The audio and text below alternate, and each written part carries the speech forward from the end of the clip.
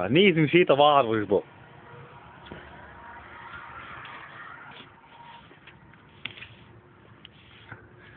Hát csókolom, Jonika néni, mit tetszik csinálni? Szervusz, kisfiam!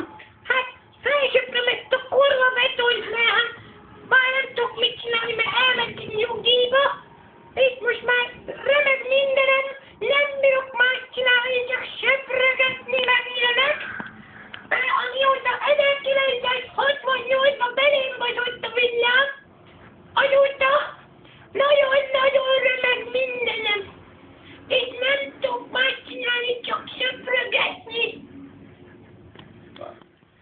És a múltkor kimentünk a férjemmel a temetőbe, akkor még olyan jól éreztem magamat, hogy én magam ástam ki neki a sírját, és mondtam neki, hogy apjuk, feküdjél már bele a gödörbe, hogy megnézzük a méretet.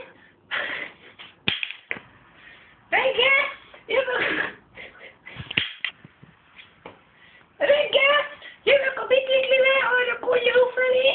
Hát nem az van, hogy nem bírok eljönni az úton, mert elcsaptak egy öregasszonyt, akik bevágott a kocsi a sírek mellé, és le volt zárva az út, vissza kellett mennem homok felé, átmenni a Gyulaki útra, hogy Cserke felől megközelíteni a településemet, ahol lakom.